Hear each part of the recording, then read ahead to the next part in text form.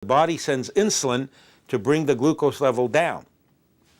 That is a very good thing and a very important thing. So we have to know that our body is trying hard to do things to help us. But every time we have a spike in insulin, we have some constriction of small blood vessels taking place. That's the reaction.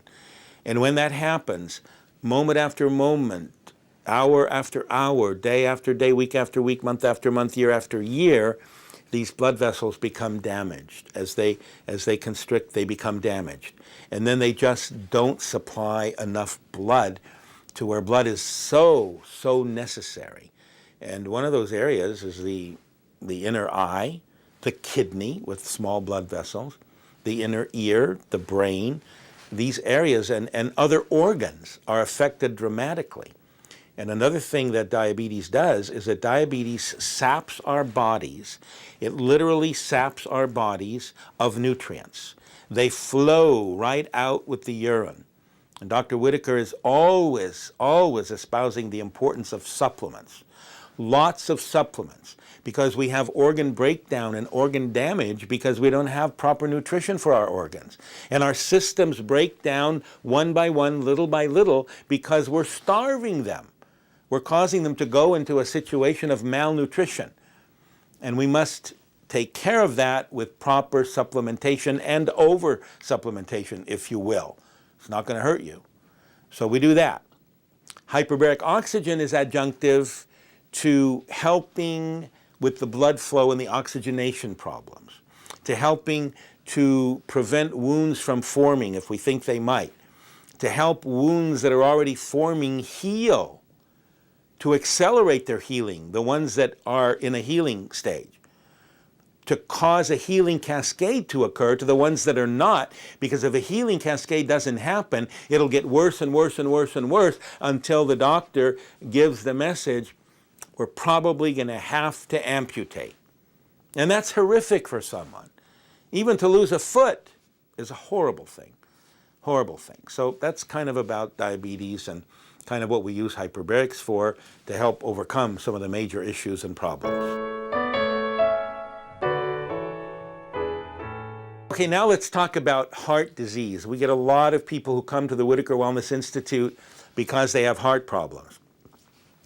Dr. Whitaker believes that most heart surgeries are not necessary, that the surgeons run to surgery because that's what they're trained to do, that's what they know to do, and so they do it. There are probably close to 1 million or more procedures done on an annual basis, and I've heard many times Dr. Whitaker say that probably 20 to 30,000 of them are necessary. Well, out of 1 million, that's not very many that are absolutely necessary. So the philosophy at the Whitaker Wellness Institute is about doing everything you can to bring back a level of heart health without surgery.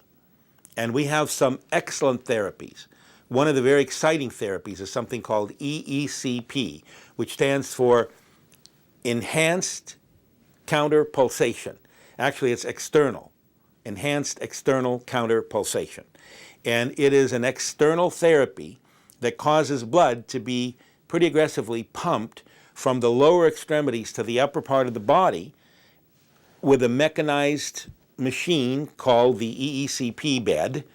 It is composed of a very sophisticated EKG system, very sophisticated computerized system that's hooked up to compressors. The legs of the patient are wrapped in what looks similar to blood pressure cuffs. And when the heart is empty, the computer tells the compressors, compress. And they sequentially compress from the lower legs, mid legs, upper legs, blood, and force the blood up to the upper part of the body. Well, what this does is it elasticizes the blood vessels. And it encourages the body to produce its own natural bypass vessels. So that's a wonderful therapy. It's a very good therapy. Hyperbaric oxygen therapy is an adjunct to that, because if you can fill the blood system with oxygen, and then move it around aggressively with the ECP, you're moving oxygenated blood around, which is going to enhance anything that needs a healing enhancement. But the real issue too with heart disease begins with the mouth. It begins with what are we putting into our mouth? Are we putting stuff in that's contributing to it, or are we putting stuff in that's going to help overcome it, help heal it? There are problems that we get from taking cholesterol-lowering drugs, which Dr. Whitaker explains in some of his lectures, and it has to do with the cholesterol-lowering drugs' effect on the liver, and the liver's inability then to make enough of what's called coenzyme Q10, which is necessary for our muscles, for the mitochondria of the muscles to function. Well, guess what? The heart's a muscle, and the heart's the most important muscle in the body. And if you're taking away a nutrient that's necessary for muscle function, you're going to eventually end up dealing with the heart in a negative way. So Dr. Whitaker believes that coenzyme Q10 is an essential nutrient for all of us, especially it becomes ultra super essential if you're on the cholesterol lowering statin drugs. So we attack heart disease from nutrition, supplementation, exercise, special therapies, HBOT, which is hyperbaric oxygen therapy, EECP, and other therapies. And that's how we deal with it. And we have a very high success ratio, very high.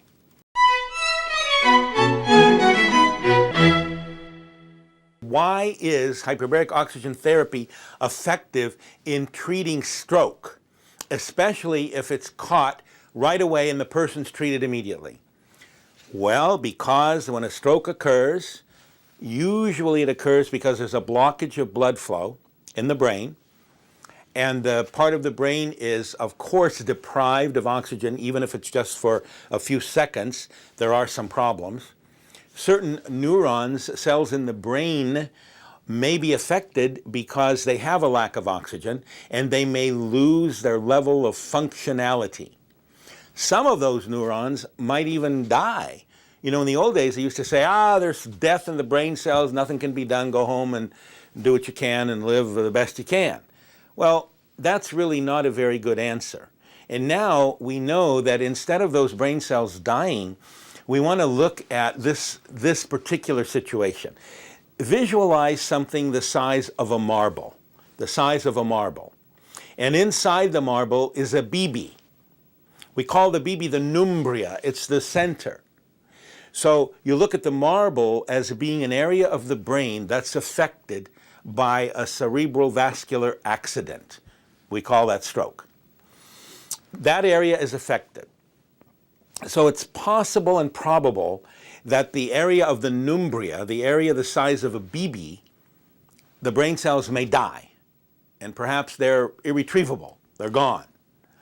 But the cells, the neurons in the area the size of a marble, instead of dying, they simply become idling or non-functional. They're not dead, but they're not working very well.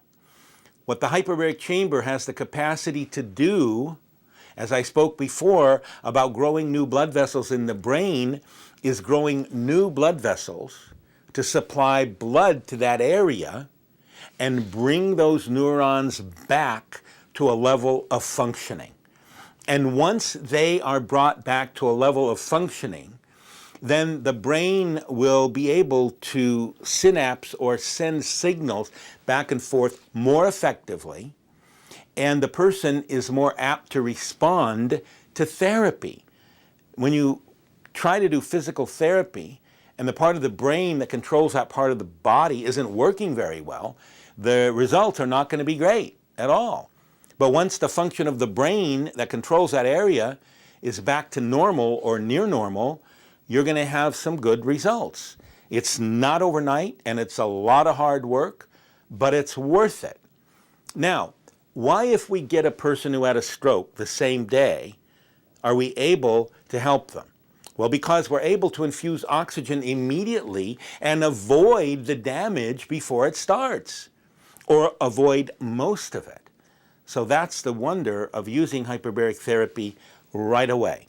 The stroke cases that we've done over the years have shown incredible progress if we get the person the same day, because we're able to not allow the problem to occur in the first place.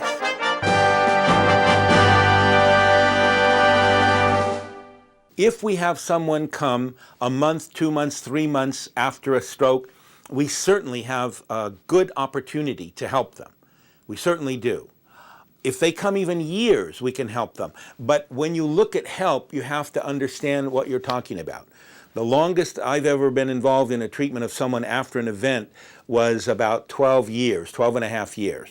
And I saw enough progress in this person. This took over 60, I think 65 treatments. But the individual was a male, and he was actually able to leave the convalescent hospital because through therapy and hyperbarics, he was able to lift himself out of the chair, pivot, and sit down on the toilet, lift himself up, pivot, sit back in the wheelchair, pivot onto the bed. And that made his wife able to take care of him at home. The only way she could do it is if he could help her. Otherwise, she couldn't take care of him. She was elderly and not real strong. So that brought him out of a convalescent hospital into his home after all those years. Now, if we would have had the privilege of treating him within the first month or two, we probably could have eliminated a lot of that problem from occurring. But that doesn't often happen.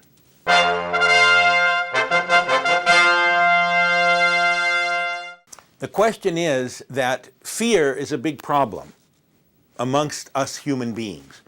One of the biggest problems that we really face is fear. Some people are afraid to go in a hyperbaric chamber. But you know what? I want to tell you, not many. Not many. There are those who just go in there, and I'll tell you, the kids, we have little kids, we're treating them 3 years old, 4 years old, 5 years old.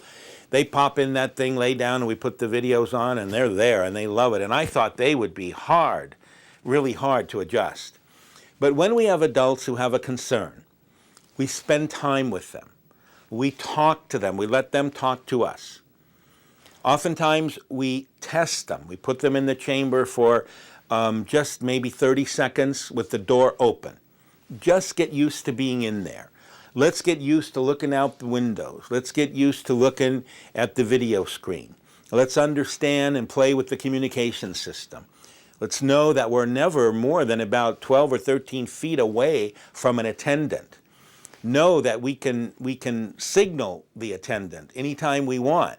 Know that we have the power to get out of there. All we have to do is say, "Get me out," and you're out. So after that familiarization process, it becomes a little easier. Then we might go in the chamber, shut the door for 1 minute or 2 minutes. Then we might go in, shut the door, and turn it on for 5 minutes. And if we can survive 5 minutes, we certainly can survive an hour's treatment.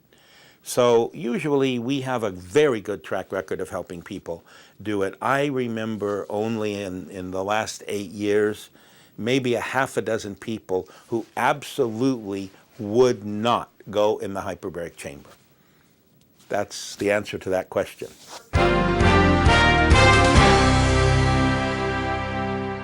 Claustrophobia. When you know you have more control over yourself and over the chamber when you're in there, the less fear and anxiety you experience. And after one treatment, you have a little bit more confidence. After 3 or 4, it's usually a non-plus issue.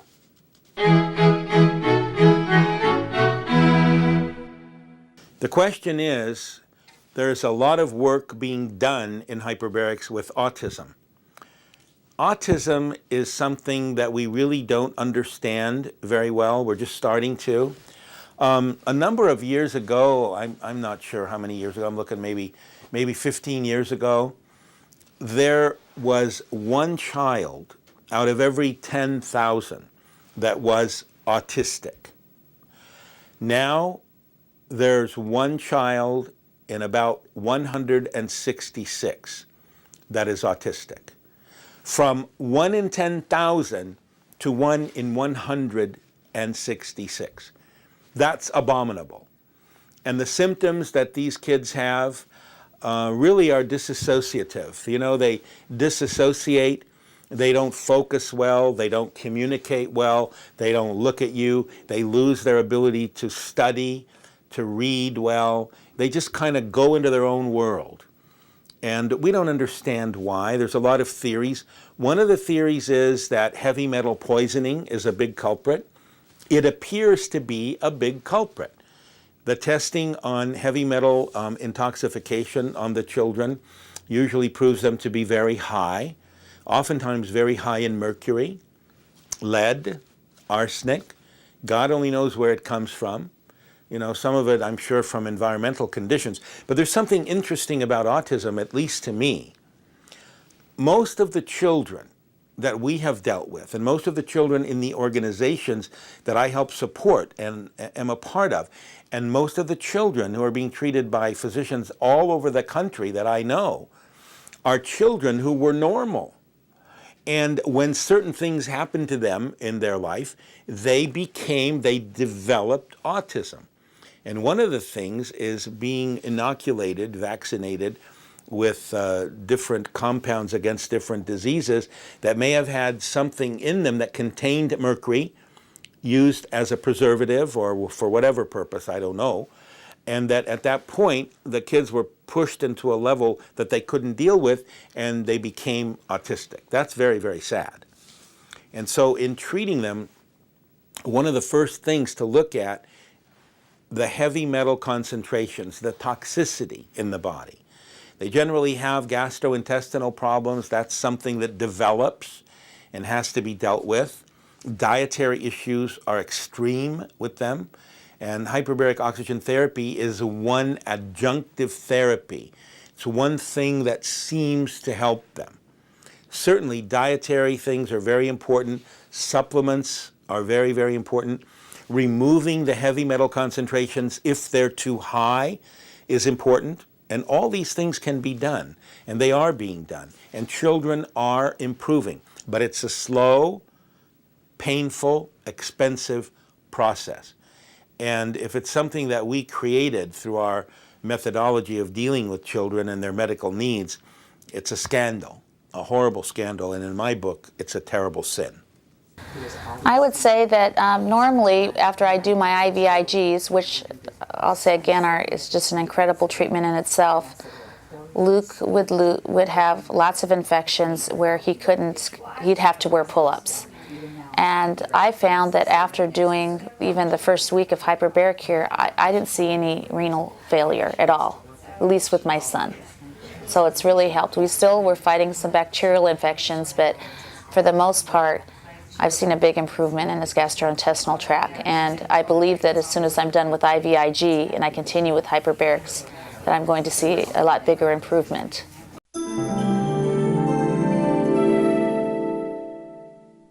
What ages do you see autism?